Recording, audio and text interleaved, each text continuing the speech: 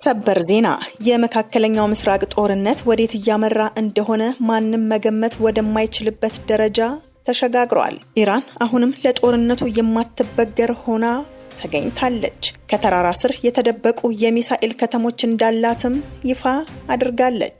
ሌላው የኢራን አስደንጋጭ እርምጃ አሜሪካንና እስራኤልን አስደንግጧል። ኢራን አይደፈሬውን የአሜሪካ ጀት መታ እንደጣለችም ተረጋግጧል። ትራምፕና ኔታንያሁ ደንግጠዋል። በሌላ በኩል ኢራን ጦርነቱ ቢቆም እንኳን እስራኤል በሆርሙዝ በጭራሽ እንድታልፍ አይፈቀድላትም ብላ ለኔታንያሁ ቁርጡን ስታሳውቅ ፕሬዝዳንት ትራምፕ በጥቂት ተጨማሪ ጊዜ ውስጥ የሆርሙዝ ሰርጥም በቀላሉ መክፈት፣ ነዳጁን መውሰድና ከፍተኛ ትርፍ ማግኘት እንችላለን ሲሉም ተናግረዋል። ይህ በእንዲህ እንዳለ ጦርነቱ እስካሁን አሜሪካንን $38 ቢሊዮን አስወጥቷል። ይህም ትልቅ የኢኮኖሚ ድቀት ነው። በሶስቱም ሀገራት በኩል በቀጠለው ጥቃት የእስራኤል ጠቅላይ ሚኒስትር ቤንያሚን ኔታንያሁ የኢራንን 70% ገደማ የብረት ምርት አቅምን አውድመናል ሲሉ፣ በሌላ በኩል ደግሞ የኢራኑ ፕሬዝዳንት በኢራን ጦር ከፍተኛ ተቃውሞ ገጠማቸው።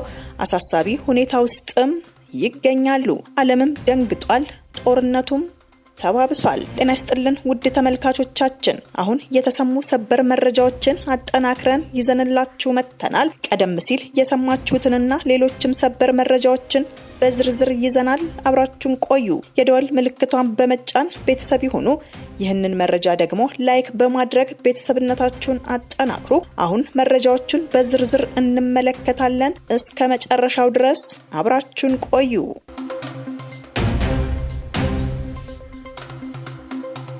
በቅድሚያም የኢራን ጦርነት አሜሪካንን በ34 ቀናት ውስጥ $38 ቢሊዮን አስወጥቷል። እስከ ሐሙስ መጋቢት 24 2018 ዓ.ም ድረስ 34 ቀናትን ባስቆጠረው የኢራን ጦርነት ላይ አሜሪካ ወደ $38 ቢሊዮን እንዳወጣች ዘገባዎች እያመለከቱ ሲሆን ይህም በቀን ከ$1 ቢሊዮን በላይ መሆኑም ተገልጿል።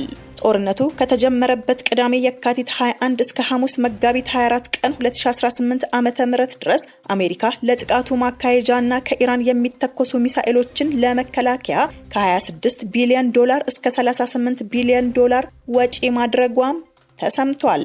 በዚህም የተነሳ አሜሪካ በኢራን ላይ በምታካሄደው ወታደራዊ ዘመቻ ምክንያት በየቀኑ ከ$890 ሚሊዮን እስከ $1 ቢሊዮን ወጪ ታደርጋለች። በኢራን ላይ ጥቃቱ በተከፈተባቸው በመጀመሪያዎቹ ቀናት ከፍተኛ ወጪን የሚጠይቁ የጦር መሳሪያዎች ጥቅም ላይ እንደዋሉ የስትራቴጂክና የዓለም አቀፍ ጥናቶች ማዕከል አመልክቷል። ጦርነቱ ከጀመረ በኋላ በነበሩ በመጀመሪያዎቹ 100 ሰዓታት ጥቅም ላይ የዋሉ በአብዛኛው ውድ የሆኑትን የአየር ጥቃት መከላከያ የጦር መሳሪያዎች መልሶ ለማሟላት $3.1 ቢሊዮን እንደሚያስወጣም ማዕከሉ ዘግቧል። ትራምፕ አሜሪካ የሆርሙዝ ወሽመጥን በቀላሉ መክፈት ትችላለች አሉ። ፕሬዝዳንት ዶናልድ ትራምፕ አሜሪካ በኢራን የተዘጋውን የሆርሙዝ ወሽመጥ ከትንሽ ተጨማሪ ጊዜ ጋር በቀላሉ ልትከፍተው ትችላለች ብለዋል። ትራምፕ በትሩዝ ሶሻል ማህበራዊ ገጻቸው ባሰፈሩት ጽሑፍ ከትንሽ ጊዜ ጋር በቀላሉ የሆርሙዝ ወሽመጥን ከፍተን ነዳጁን መውሰድና ሀብት ማግኘት እንችላለንም ብለዋል። አክለውም ወሽመጡ ለዓለም ነዳጅ ጉድጓድ ይሆን በማለትም ጽፈዋል።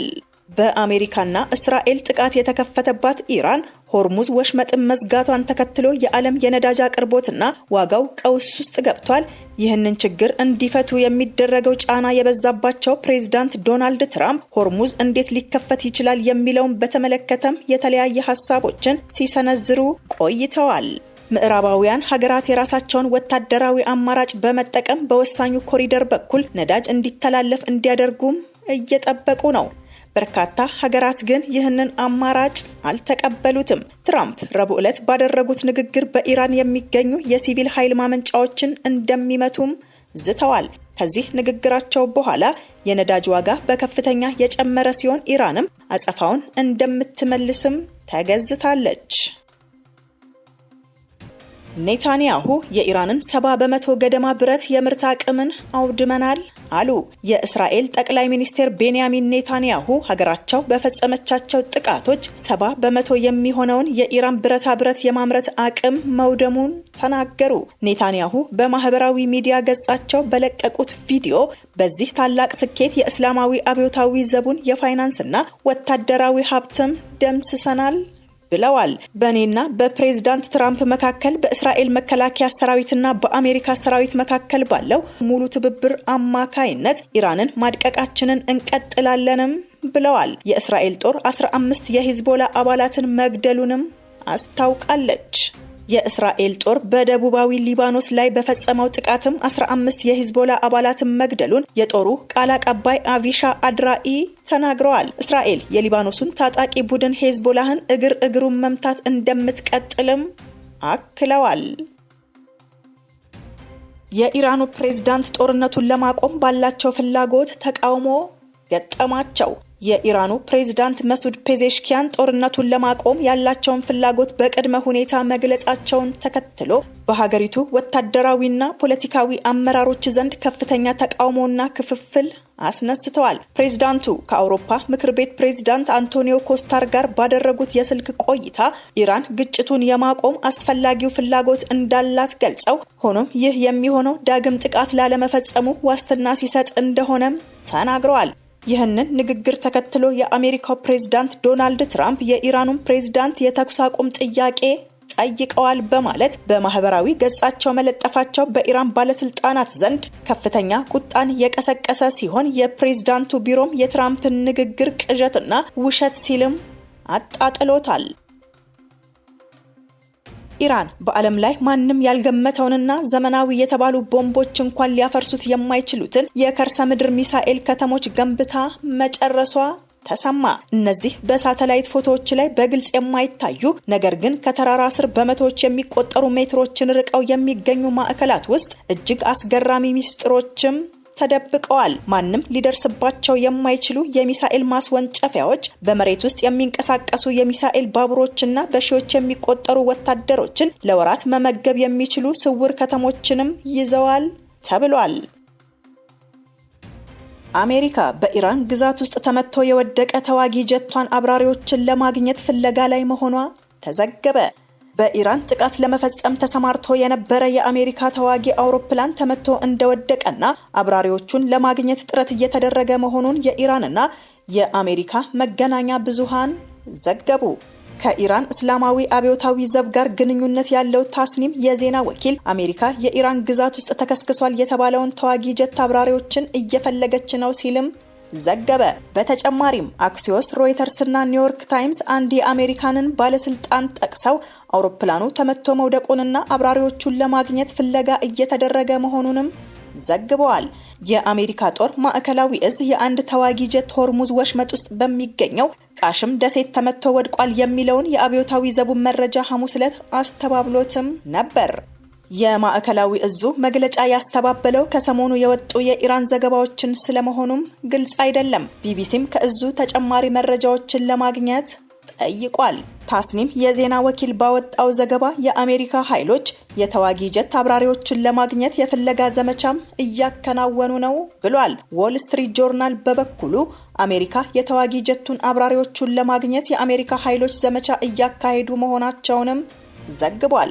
የኢራኑ ታይምስ ፍለጋው የሚከናወነው ሄሊኮፕተሮች፣ አውሮፕላኖችና የቅኝት ድሮኖችን በመጠቀም እንደሆነ ምንጮችን በመጥቀስ የዘገበ ሲሆን የፍለጋ ጥረቱ ግን ፍሬ አላፈራምም ብሏል። በታስኒም ዘገባ መሰረት የአሜሪካ ተዋጊ ጀት ሲመታ አብራሪዎቹ ከአውሮፕላኑ ወጥተው በኢራን ግዛት ውስጥ አርፈዋል። አንድ የኢራን መንግስት ቴሌቪዥን ጣቢያ በበኩሉ አብራሪዎቹን በህይወት ለያዘ ሰው ሽልማት እንደሚሰጥም ዘግቧል። ቢቢሲ እነዚህን መረጃዎች በገለልተኝነት አላረጋገጠም። ተጨማሪ መረጃዎችን ለማሰባሰብም እየሰራ ነው። የጦር አውሮፕላኑ ወድቆበታል የተባለው የኢራን ግዛት ባለስልጣናት አሜሪካውያኑን አብራሪዎች ለመያዝ ለነዋሪዎች ጥሪ ያቀረቡ ሲሆን የአካባቢው ነጋዴዎች ደግሞ አብራሪዎቹን ላገኘ $50,000 በላይ የሚሆን የገንዘብ ሽልማት እንደሚሰጡም አሳውቀዋል። በተያያዘም የኢራኑ አፈጉባኤ አሜሪካ ከአገዛዝ ለውጥ ወደ ፓይለቶቻችንን አፋልጉን ተሸጋግራለች ሲሉ ተሳለቁ። የኢራን ፓርላማ አፈጉባኤና አሜሪካ ለድርድር ከምትመርጧቸው የሀገሪቱ ባለስልጣናት መካከል አንዱ የሆኑት ሞሐመድ ባግሄር ጋሊባፍ ኢራን ውስጥ ተመቶ መውደቁ በተዘገበው የአሜሪካ ተዋጊ ጀት ላይ ተሳለቁ። አፈጉባኤው በኤክስ ማህበራዊ ገጻቸው ላይ አሜሪካኖች በኢራን ውስጥ የአገዛዝ ለውጥ ከማምጣት አብራሪዎቻቸውን ወደ መፈለግ መሸጋገራቸውንም በምጸት ጽፈዋል። በተከታታይ ኢራንን ለ37 ጊዜ ካሸነፉ በኋላ ይህ ያለ ስትራቴጂ የጀመሩት ጦርነት አሁን ከአገዛዝ ለውጥ ወደ ባካችሁ ፓይለቶቻችንን አፋልጉ ወደሚል ደረጃ ወርዷል ብለዋል ጋሊባፍ። ከቀናት በፊት ትራምፕ በኢራን ውስጥ የአገዛዝ ለውጥ መካሄዱን አፈጉባኤው የሚካተቱበት አዲሱ የኢራን መሪዎች ትውልድ ከቀደሙት በጣሙን የተለሳለሱ ጽንፈኞችና ምክንያታዊ ናቸው ብለው ነበር። ሞሐመድ ባግሄር ጋሊባፍ በኤክስ ገጻቸው ላይ ጨምረውም የሚደንቅ ነው፣ ምን አይነት ለውጥ ነው፣ ፍጹም ብልሆች ሲሉ በአሜሪካኖች ላይ ተሳልቀዋል። አንዳንድ ያልተረጋገጡ ዘገባዎች እንደሚያመለክቱት የፕሬዝዳንት ትራምፕ አስተዳደር ጋሊባፍን ቀጣይ አጋርና ቀጣዩ የኢራን መሪ ሊሆኑ ይችላሉ ብሎም ያምናል። ውድ ተመልካቾቻችን ለሰዓቱ የተሰሙ ሰበር መረጃዎች ወደ እናንተ ያደረስናቸው ናቸው። በሌላ መረጃ እስከምንገናኝ ቸር ቆዩልን። ሰላም ለዓለማችን ይሁን።